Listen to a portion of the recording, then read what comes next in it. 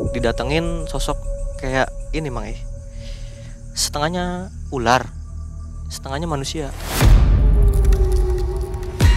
Mas Dinar yang diganggu. Iya, saya sendiri yang saya ngelihat Mang itu. Itu posisi saya mau ini, mau buang air kecil. Buang air kecil, tiba-tiba muncul dari air itu. Kaget saya Mang Astagfirullahaladzim.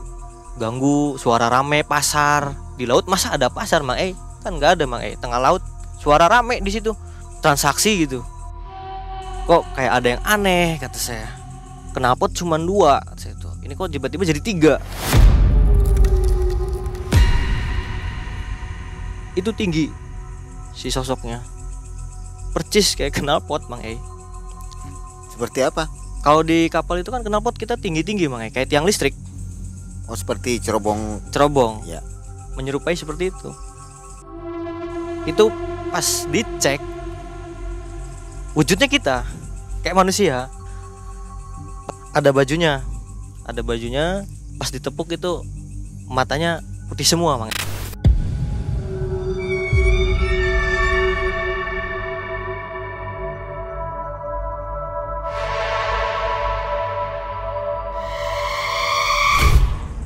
Balik badan, matanya putih semua.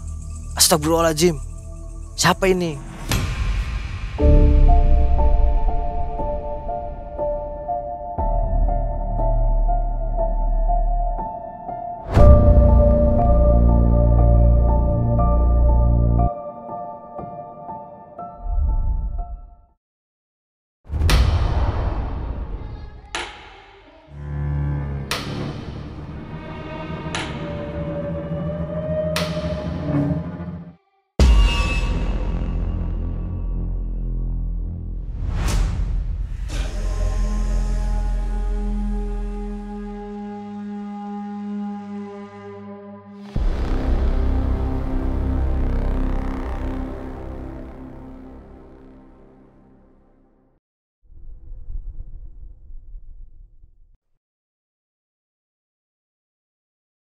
Assalamualaikum warahmatullahi wabarakatuh.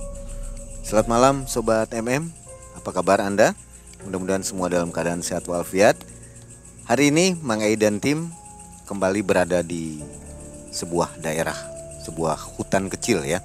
Dan di depan Sobat ini sudah ada seorang narasumber yang akan berkisah pengalamannya pada tahun 2015. Jadi namanya ini adalah Mas Dinar. Ya.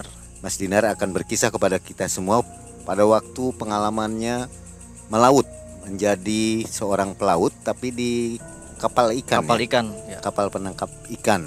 Nah, disitulah kejadian di luar nalar banyak terjadi, di mana Mas Dinar banyak mengalami gangguan-gangguan yang cukup menyeramkan. Baik Sobat MM, kita kenalan dulu ke Mas Dinar ya. Apa kabar Mas Dinar? Alhamdulillah sehat Mang Terima kasih ya sudah mau berkisah di Malam Mencekam nih, berbagi informasi, menambah info tentang dunia goib. Waktu itu tahun 2015 ya Mas Dinar ya? Iya betul, tahun 2015 kejadian. Gimana perasaannya, ketakutannya, panikkah waktu menemui hal-hal itu? Panik Mang jadi kita tuh susah gitu, beda sama di darat. Kalau di darat kan kita masih bisa lari. Kalau di laut kita nggak bisa kemana-mana Mang Pasrah aja ya gitu. Pasrah. Nah ini katanya sampai ke tempat yang disebut angker di daerah Kalimantan Selatan. Sebutannya itu batu anu ya, batu yang mirip dengan jenis kelamin pria. Iya Mang batu kon sana ketika ketemu.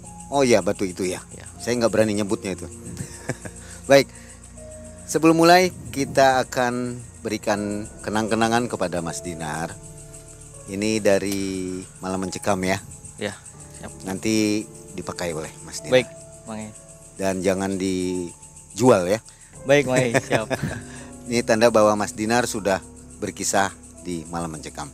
Selain ini ada hadiah lainnya juga. Oke? Siap, Mang Jangan skip videonya, tonton sampai akhir. Ini mantap nih. Silakan Mas Dinar, kisahnya. Jadi gini Mang kejadian ini terjadi di tahun 2015.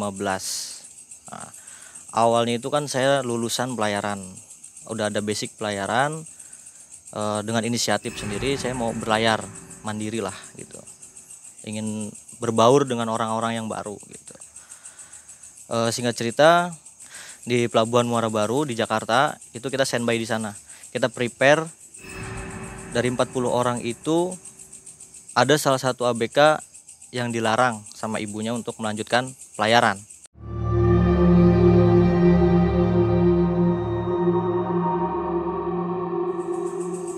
Katanya itu kapalnya posisi baru. Satu orang ini kita nggak jadi berangkat karena sama orang tuanya itu nggak boleh ikut karena kapal baru itu pasti makan tumbal. Singkat cerita, melakukan perjalanan dari Muara Baru ini ke daerah Kalimantan. Selama di perjalanan dari Jakarta ke Kalimantan itu aman-aman aja Mang Ei. Nah, kita tebar jaring, baik-baik saja, aman, tidak ada apa-apa gitu kan. Setelah terang bulan, itu setiap terang bulan kan kita bersandar. Si kapten ini sudah bilang, "Le, nanti kalau sudah bersandar di sana, jangan sampai ada yang bawa apa-apa. Karena mitos di sana itu tidak boleh bawa barang apapun." Setelah itu kita sandar di sebuah pulau di Kalimantan Selatan. Di sana itu ada namanya Batu Kontok, tempat itu. Setelah kita turun, kita belanja kebutuhan bulanan kita untuk di laut, prepare, kita main lah ke Batu itu. Dan mitos di sananya pun, siapa orang yang bisa melewati sampai ujung Batu itu, keinginan apapun akan tercapai. Mitos dari warga sana. Batu Kontok itu sebuah pulau atau pesisir? Pulau tepatnya sih. Terpisah dari Kalimantan Selatan berarti ya? Terpisah. Besar pulaunya? Luas maksudnya? Luas, lumayan cukup luas. Nggak ada penduduk ya? Ada penduduk, tapi nggak banyak sih. Kondisi Pulau Batu Kontok itu seperti apa, Mas Dinar? Kayak hutan sih, tepatnya kayak hutan. Lautnya juga bagus, biru gitu kan. Nyaman lah untuk wisata. Pasirnya pun pasir putih di sana. Ada wisatawan? Jarang mungkin yang tahu. Hanya orang-orang kapal sih yang tahu. Dari kota Banjarmasin jauh itu ya? Jauh makanya. Itu di sana itu peradabannya masih ini makanya. Kuno, tradisional gitu. Tradisional. Berarti kalau di sana itu Dayak ya? Iya, Dayak. Ada orang pribuminya itu? Ada orang pribuminya di sana. Bagaimana pakaiannya? Untuk pakaian sih kayak orang kita sih makanya. Cuman ada tanda aja. Kayak di sini pakai tanda putih di sini gitu. Disebut Batu Kontok karena apa? Ada batu apa? Batunya itu berbentuk seperti kontok, makanya. Mirip memang. Mirip. Jadi dengar-dengar cerita di sana itu batu ini awalnya kecil makanya. Berjalan bertahun-tahun tiba-tiba membesar makanya. Mitos dari warga sana. Warga sana pun tidak ada yang berani itu untuk ngambil apa-apa dari situ, barang apapun gitu. Kita sebagai pendatang, salah satu teman saya itu dari Lampung, namanya Viton, itu ngambil sesuatu, Mang Ei. Ngambil apa dia? Batu, Mang Ei. Batu biasa. Batu biasa. Sebesar tangan lah, segini. Tujuannya untuk apa dia? Katanya sih untuk bahan dia batu akik. Oh. Kenang-kenangan dari sana gitu. Dia udah ke sana gitu.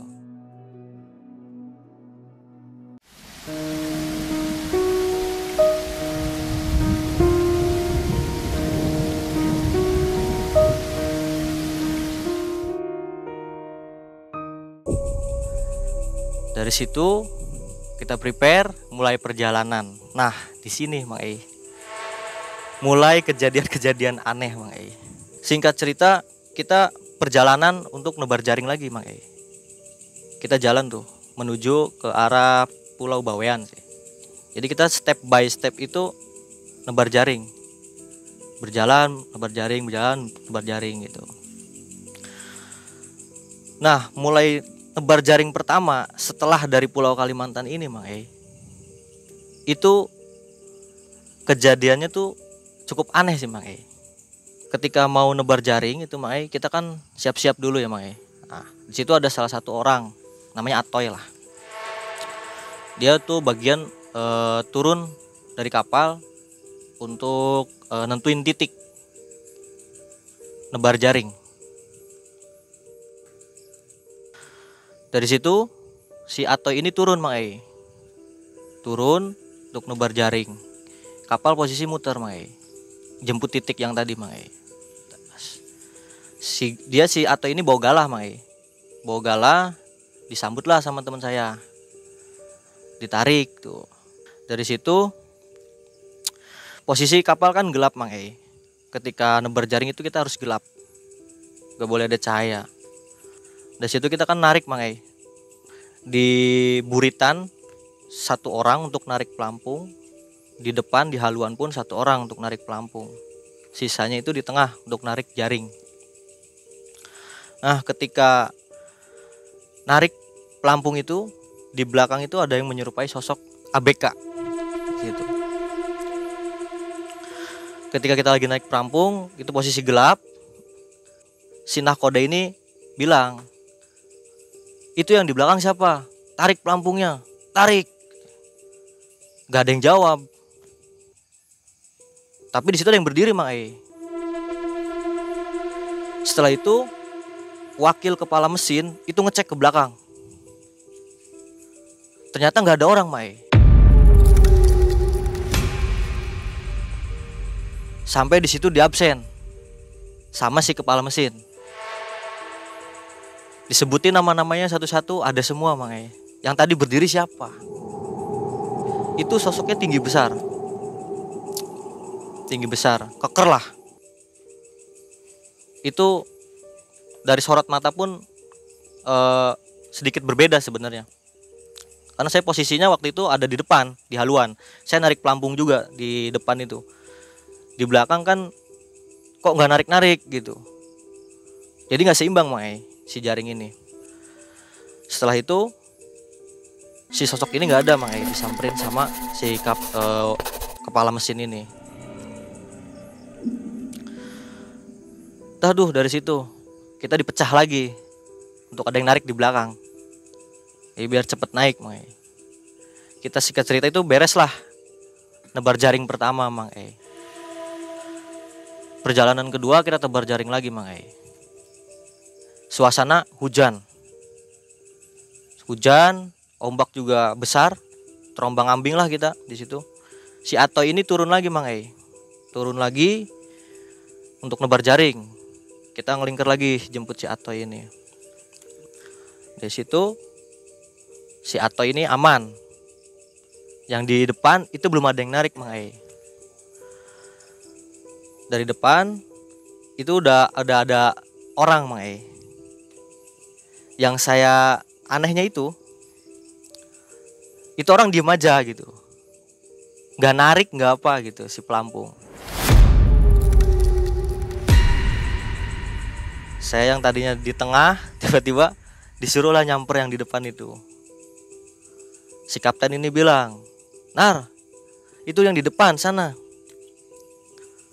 tolong suruh tarik." Kejadian lagi tuh kayak gitu Mang Ei. Saya ke depan lah. Yang tadinya saya itu nggak percaya yang namanya ada tuyul laut. Semenjak kejadian itu saya tahu Mang Ei.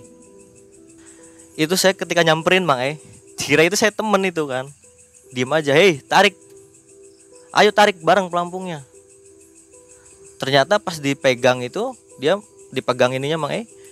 Pas nengok itu sosoknya menyeramkan Mang Ei.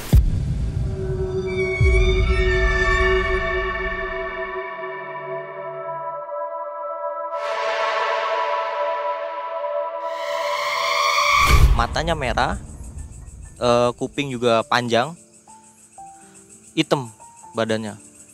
Tinggi? Tidak tinggi sih. Dari situ saya kaget Mang Ei, shock. Udah hujan, posisi gelap gitu. Disuruh ke depan, ternyata bukan temen. Sampai di situ saya loncat Mang Ei ke tengah kapal. Loncat, saya nggak mau di sana. Si nahkoda ini nanya, "Kenapa kamu gak mau di sana?" Saya takut pak. Takut apa? Ada tuyul laut. Wah kamu ini yang bener. Penasaran tuh. Si kapten ini nyuruh teman saya, namanya si Apri. Pri, coba kamu cek, temenin sana si Dinar. Si Apri pun ngeliat si tuyul laut ini masih di situ. Jadi di haluan itu kan dekat jangkar. Nah di situ madepnya ke depan sosoknya, arah laut begini dia, begini terus. Sering banyak sih soalnya denger kayak gitu, mitos tuyul laut gitu kan. Saya juga kan dikiranya bercanda gitu, tuyul laut, ternyata oh iya real, bener gitu. Itu perairan apa namanya?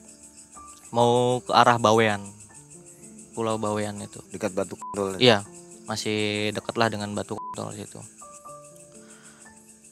Di situ saya sama si Apri udah nggak mau tuh di depan, karena udah ngeliat sosok ini. Itu baru pertama kali saya ngalamin kejadian kayak gitu. Si Apri gak mau, minta temenin lagi. Si Agi gak mau juga.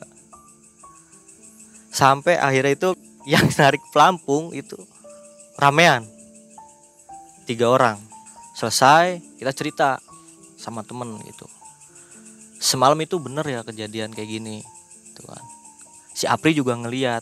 Kita bahas tuh sama si kapten ini, bahwa di haluan tadi itu ada sosok itu. Si kapten ini masih nggak percaya bahwa ada tuyul laut itu. Wah ini halu katanya, halu kalian semua. Enggak bener pak, ini bener. Dari situ kejadian lagi pak. Malam berikutnya kejadian lagi. Semenjak dari Batu Kondol itu banyak kejadian-kejadian aneh Mang. Kejadian lagi kita diteror. Hampir tiap malam itu kita kan tidur 5 orang itu di atas kamar mesin. Saya, si Apri, si Agi, sama si Cepi. Si Cepi ini itu dihantui sama sosok yang tinggi besar Mang. Dia awalnya nggak mau cerita. Setelah mungkin gangguannya itu makin dia cerita ke saya. Tiap malam saya digangguin terus sama sosok yang tinggi besar kayak gitu. Lagi tidur kaki ditarik Mang. Kaki ditarik. Sampai si Cepi itu dikira bercanda kan sama teman-teman. Pas ditarik dia ngelihat itu sosoknya itu. Ditarik keluar Mang. Dari kamar mesin itu kan ada pintu kecil gitu kan. Nah itu ditarik posisi si Cepi itu.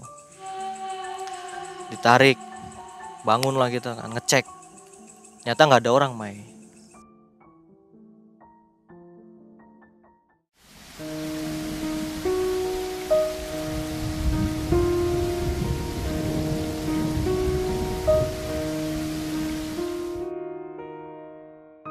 Singkat cerita kita tebar jaring lagi Mang. Itu sebelum tebar jaring kejadian si Cepi. Kan kita tidur dulu Mang. Nyiapin tenaga amunisi lah sebelum tebar jaring. Kita istirahat, tidur dulu gitu. Jam 10 kita tebar jaring lagi Mang. Di situ dengan posisi yang sama, dengan cara yang sama, pas narik gadan putus. Itu kan berat Mang. Narik jaring. Gak kuat, tali putus. Dah. Panik tuh saya di situ Mang. Panik. Gimana ini Bang? Nanyalah ke si yang narik gardan itu. Posisi hujan badai juga di situ. Hujan badai. Ombak tinggi. 3 meteran, 4 meter. Sekitar segitu. Kita lagi panik. Untungnya itu tali nggak ngehantem orang. Kalau ngantem orang pecah kepala orang. Tali putus. Mesin tiba-tiba berhenti. Si gardan tuh. Akhirnya si jaring ini pun terbengkalai. Kita ngakalin pun susah gitu. Harus siang gitu. Untuk ngakalin tali gardan juga. Mesin juga sempat mati. Baru sadar personil kita hilang 1 Mang. si Atoy ini. Si Atoy kemana? Salah satu temen yang nanya itu. Kita jadi sama kapten itu rundingan itu udah nggak usah dilanjut ini. Susah. Harus nunggu pagi dulu baru kita bisa beresin gitu. Bayangin aja Mang dari jam 2 kita baru sadar lah gitu kan. Si Atoy ini hilang. Si Atoy sendiri Mang terombang-ambing di laut gelap. Tapi pakai pelampung. Pakai pelampung. Kita udah panik Mang di situ Mang Sempet nakoda pun nangis, teriak-teriak, manggil-manggil pun udah susah. Akhirnya si nakoda ini ngontekin teman-teman di kapal di laut sana, pakai radio gitu. Ternyata ada salah satu kapal kecil yang ingin ke tengah, kapal nelayan kecil itu. Ngontek lah, ada si Atoy di sana. Alhamdulillah si Atoy ini ada Mang Singkat cerita tuh udah di kapal kita gitu kan. Dengan muka yang pucet, takut, trauma, itu campur aduk di mukanya si Atoy. Sampai dia itu nggak mau turun lagi. Saya tanya kan, Toy gimana? Ada firasat apa? Saya cuma bisa pasrah. Mau gimana lagi? Saya udah terasa takut di tengah laut malam, gelap, nggak ada siapa-siapa. Mau minta tolong ke siapa? Si Atoy cuma bisa berdoa dan pasrah. Si Atoy itu udah kita obatin apa gitu, dan dia nggak mau turun lagi Mang Ditentuin lah selama perjalanan itu mau berlanjut lagi gitu kan. Itu kita beresin dulu Mang kapal kita mogok, jaring masih di bawah, tali putus. Jadi satu malam itu kejadian bertubi-tubi ya? Bertubi-tubi satu malam itu. Kita beresin dulu Mang satu-satu. Tali gardan yang putus kita beresin. Baling-baling pun tersangkut jaring Mang Jadi kita benar-benar harus beresin tuh. Sobek. Kita jahit di situ Mang Jahit dulu, beresin. Berlanjut lagi Mang Beberapa rekanan ini ngalamin lagi gangguan. Dan salah satu rekanan kita itu ada yang mengalami kesurupan. Teriak-teriak, "Kamu ngambil batu saya." Kita kan bingung Mang batu apa nih gitu. Yang dimaksud belum ada kepikiran tuh ke situ, batu apa gitu kan. Setelah itu kita bantu untuk nyadarin dulu lah si teman saya ini. Udah sadar, tebar jaring lagi Mang kita lanjut. Kejadian aneh lagi Mang Posisinya kita kan ketika tebar jaring itu personil kan harus lengkap gitu. Nah ini ada sosok yang aneh gitu, menyerupai teman saya di kamar mesin. Nah ketika sudah bekerja kita narik gitu, si koki ini mau masak Mang bolak-balik lewat kamar itu. Si koki ini bilang ke si kapten, "Pak, itu ada anak yang tidur, bangunin." "Siapa yang tidur?" Gitu. Dicek lah di situ. Itu pas dicek, wujudnya kita kayak manusia. Ada bajunya. Pas ditepuk itu matanya putih semua Mang.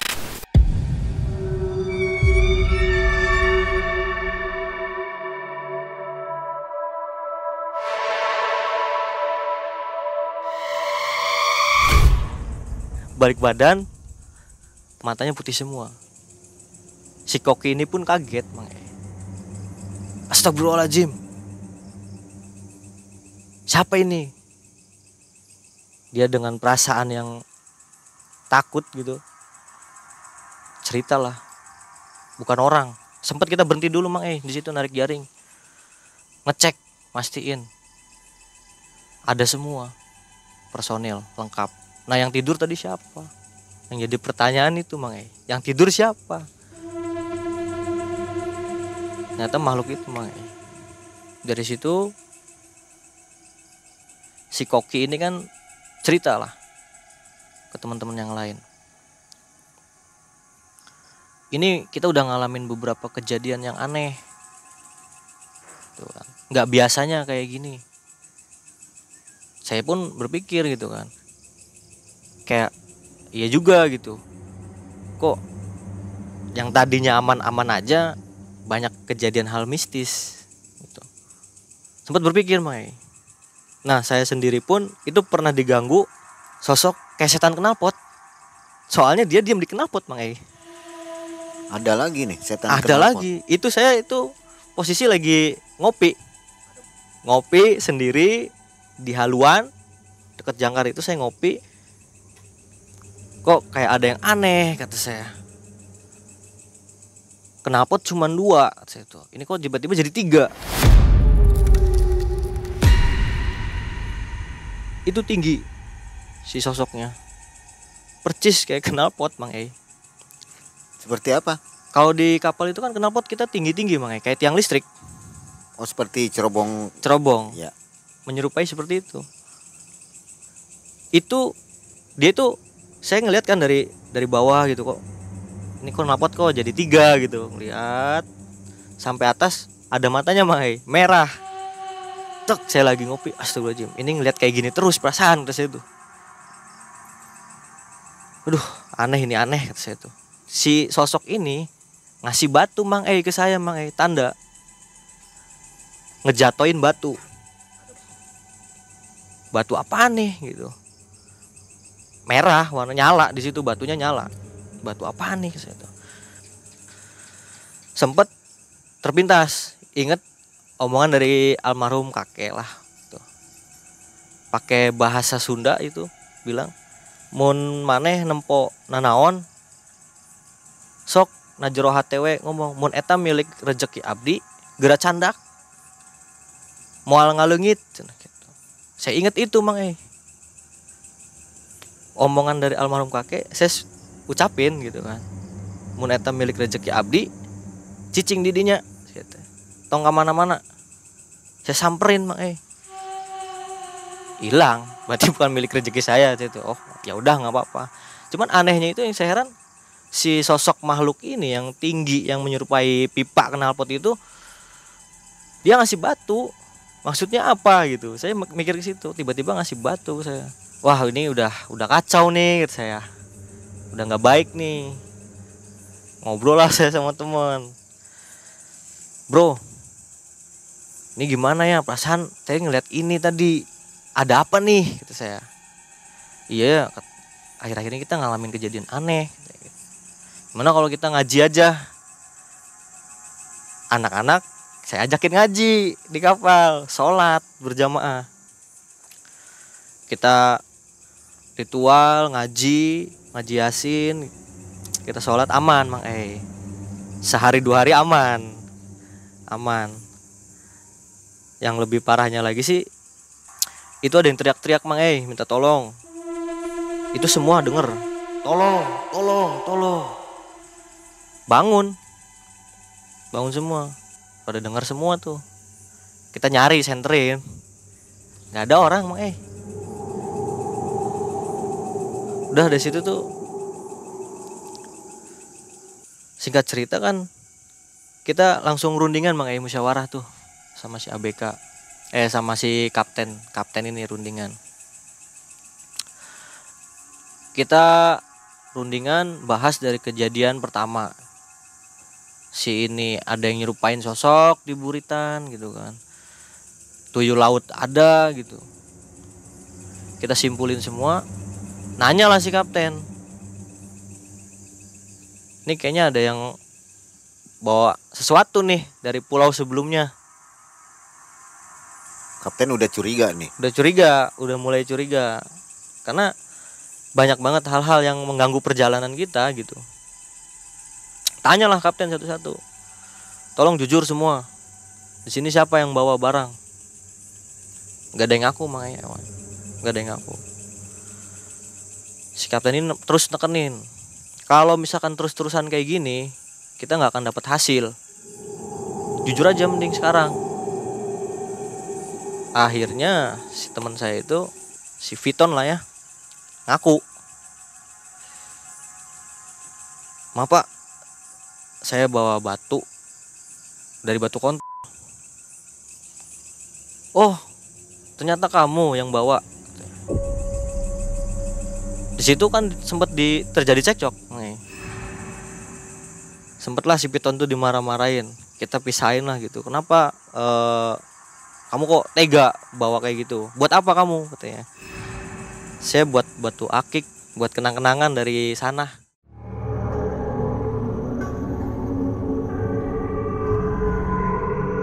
Masih tengah laut, posisi juga malam. Kita ngobrol santai lah gitu, rundingan. Soalnya udah beberapa kali ngalamin kejadian aneh itu. Di situ kan si Piton nih mengakui, kita mau nggak mau itu balik lagi ke sana. Karena mitosnya siapapun orang yang ngambil barang itu dari tempat itu bakal ngalamin gangguan, kejadian-kejadian aneh.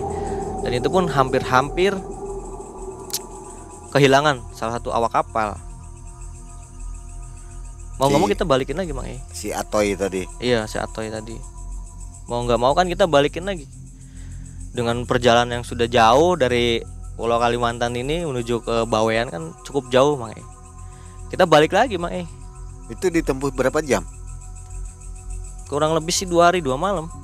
Harus balik lagi. Harus balik lagi Mang. Naro itu posisinya pun harus ingat di mana si Viton ini ngambil. Dia kan mitos di sana itu si batu juga di sana batu biasa, tapi kelihatannya itu katanya bakal kelihatan kayak berlian, intan berlian gitu. Mungkin si Viton ini penasaran ngambil buat kenang-kenangan batu akik. Kita taruh lagi tuh Mang posisi itu sambil dimarah-marahin tuh si Viton sama si kapten ini. Antrin lagi ke tempat yang kamu tadi ambil dan posisinya juga harus sama. Kamu bisa-bisanya bawa kayak ginian katanya gitu. Singkat cerita taruh tuh batu, dibalikin lagi. Itu kalau dibilang rugi gitu, buang-buang waktu soalnya. Sempat kecewa lah itu si kapten. Setelah ditaruh, kita nebar jaring, aman, nggak ada kejadian apa-apa Mang. Waktu sebelumnya nggak dapet ikan? Dapat ikan, cuman ngalamin banyak kejadian Mang. Itu sih yang ganggu, ibaratnya kan aktivitas kita. Jaring putus kayak gitu-gitu Mang. Banyak teror lah semenjak dia bawa batu itu. Ya intinya sih dia minta dibalikin lagi, mungkin harus dibalikin lagi karena mitosnya seperti itu. Udah diwanti-wanti jangan ngambil, dia ngambil diem-diem. Ternyata si kapten sudah tahu ya kisah mitos di sudah tahu. Dia cerita nggak? Cerita, yaitu menyampaikan ketika kita turun itu udah diwanti-wanti sebenarnya.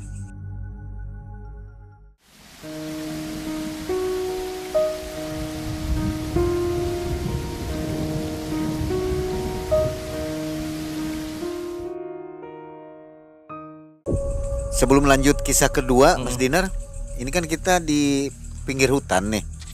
Mas Dinar kan katanya bisa merasakan ya hal-hal tersebut, hal-hal goib ini. Untuk yang saya rasain di sini Mang, saya ngerasain di sini ada sosok makhluk Mang di sini. Itu dia lagi ngeliatin kita sebenarnya Mang dari tadi. Dari awal kita datang pun ke sini dia sudah menyambut.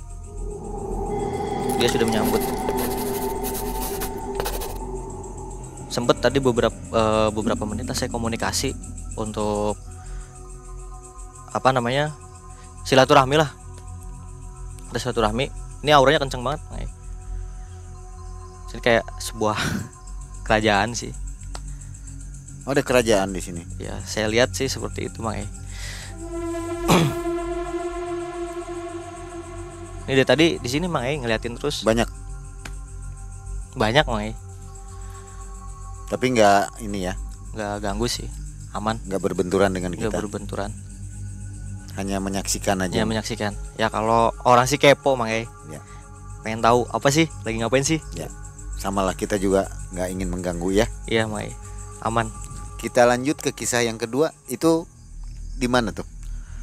Itu kita melakukan trip yang sama sih Mang. Awal pemberangkatan kan dari Muara Baru. Dari Muara Baru kita berangkat, tapi beda tempat Mang. Selama perjalanan ini kita aman berangkat. Nah, perjalanan aman. Kejadian mistisnya aneh lagi tuh pas mau masuk Masa Lembu.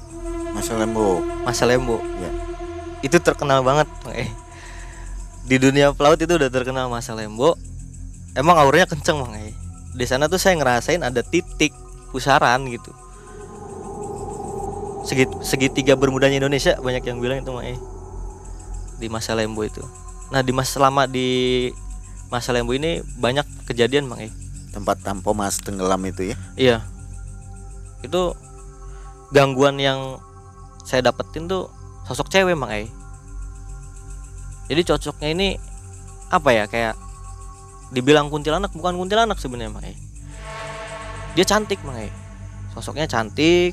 Dia juga kayak orang kita lah gitu, kayak orang kita.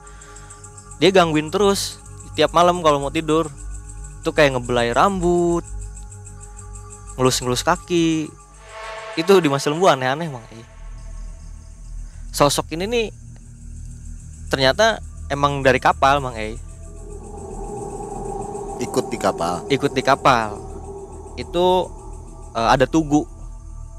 Di kapal itu ada tugu kayak untuk ngikat jangkar, tali jangkar. Nah, ternyata di tugu ini dia itu. Jadi emang dari dulunya dia itu di situ. Dari si kayu ini. Banyak juga kayak yang teriak-teriak, ganggu, suara rame pasar. Di laut masa ada pasar Mang?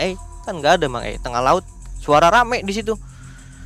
Kayak suara pasar, transaksi gitu. Kata saya tuh, ini aneh-aneh aja di laut kok ada kayak suara pasar gitu. Itu ke kapal ini gangguannya tuh didatengin sosok kayak ini Mang. Setengahnya ular, setengahnya manusia. Mas Dinar yang diganggu. Iya, saya sendiri saya ngelihat Mang itu. Itu posisi saya mau buang air kecil. Buang air kecil, tiba-tiba muncul dari air itu. Kaget saya Mang. Astagfirullahaladzim. Ieu cek saya teh naon di ieu kos kieu. Aduh guys, iya mah mal bener naon ya. Dari situ saya udah panik Mang. Udah nggak bisa kemana-mana. Ya Allah, ini di laut kok gini amat gitu. Sering banget saya ngalamin kejadian-kejadian kayak gitu di kapal Mang. Si sosok ini ternyata seneng sama saya Mang. Cewek tadi ya. Cewek tadi. Cuma kan saya nggak nyaman Mang. Tiap ini diganggu terus. Di kapal diganggu, didatengin terus. Oh, selama berapa lama itu? Selama di Masa Lembu tuh semingguan Mang. Terus tiap malam datang? Tiap malam datang terus. Saya ini didatengin terus sama si cewek ini. Dia sempat datang mimpi juga Mang. Datang ke mimpi minta dinikahin. Mana saya mau gitu kan sama begituan. Kamu kalau nikah sama saya kamu bakal punya segalanya. Dia itu dalam mimpi wujudnya cantik Mang. Cantik banget. Kayaknya nggak ada lah di orang kita gitu. Hidungnya bagus gitu kan, pakai perhiasan banyak. Nah, ingatlah saya, kata orang tua, sambat aja katanya gitu, sesepuh di daerah kamu gitu. Ketika saya nyambat, alhamdulillah tuh nggak mau dia ngikut sama saya. Terputuslah hubungan itu. Pokoknya selama di Masa Lembu saya seminggu itu diganggu terus sama sosok ini Mang. Sampai saya sendiri bingung, gak bisa kemana-mana, udah cuma bisa pasrah. Ingatlah itu, kamu sambatlah sesepuhmu gitu di daerahmu. Saya sambat, barulah itu gak ada gangguan Mang E. Dia balik lagi tuh wujudnya, dengan wujud yang setengah ular setengahnya manusia. Di situ juga di Mas Lembu sempet saya ngeliat pusaran air Mang E. Pusaran air itu kita nggak nebar jaring sih di situ. Soalnya lagi badai juga. Kapal terombang ambing, ombak juga 5 meter kayaknya. Sempat ngelihat pusaran air di situ Mang E. Entah itu saya pun kayak mikir ini halusinasi saya apa gimana gitu, tapi emang real di situ Mang E. Tapi memang jumlah ikannya banyak di situ ya. Banyak Mang E. Mungkin apa ya, kayak mitosnya itu supaya orang narik ke situ, kayak orang nih pelaut nih nebar jaring di situ. Ya biar dapat akhirnya nagih gitu. Ternyata di situ kan bahaya. Nah, itu di Masa Lembu itu saya sendiri ngerasa kayak rame Mang E di situ. Kayak pasar lah, tradisional gitu kan. Ternyata saya lihat itu bukan pasar tapi kayak kerajaan gitu. Mewah kerajaan itu. Kayak ada kehidupan lah di sana itu. Misteri ya. Misteri banget di Masa Lembu. Kita udah nggak bisa sompral, nggak bisa gimana, cukup ya udah, mau nggak mau kita pasrah gitu, diem di situ, stay di situ dengan kondisi yang banyak gangguan. Kita udah mau gimana lagi gitu. Kita balik dengan selamat. Nah, dari situ saya udah cukup tahu lah gitu, kayak di laut ini kayak gini kehidupan gitu. Yang saya bikin sebenarnya dibilang trauma enggak sih, cuman agak seremnya itu kita nggak bisa ngapa-ngapain ketika di laut. Kita cuman bisa diem, menghormatin, saling menghargai aja. Pasrah, saling menjaga aja intinya sih gitu. Itu jadi di kapal ikan itu berapa tahun? Kurang lebih setahun saya. 1 tahun aja ya. 1 tahun aja. Baik. Nah, ada nggak pesan untuk para penonton kita nih, bahwa Batu Kontak itu barangkali suatu saat ke sana ya, wisata, ada yang ingin disampaikan nggak supaya kita selamat semua kan ya? Iya. Paling pesan dari saya sih, siapapun yang ke sana jangan pernah mengambil sesuatu di sana, karena itu resikonya bahaya. Itu sih Mai. Jadi jangan sekecil apapun jangan coba ambil ya. Iya, jangan coba ambil, karena apa ya, itu kan bukan milik kita Mai. Itu punya yang di sana gitu. Ketika kita ngambil kan takutnya kan terkejadian lagi. Seperti tadi ya, kelihatannya seperti berlian, berkilau gitu. Berkilau. Itu kan membuat orang tuh menarik. Nah, padahal itu kalau dibawa itu hanya batu biasa. Hanya batu biasa Mai. Apa ada kerajaan jin mungkin di sana? Di sana sih kayak ini sih, lebih tepatnya membuat kita tuh halusinasi. Energinya membuat kita halusinasi, kayak Fata Morgana. Di situ batu biasa tapi kelihatan orang kan berlian, kayak gitu Mang. Oke. Ini menarik sekali, menambah info untuk kita ya, bahwa dimanapun kita berada harus berhati-hati dan milik kita, dan jangan coba-coba mengambil yang bukan milik kita.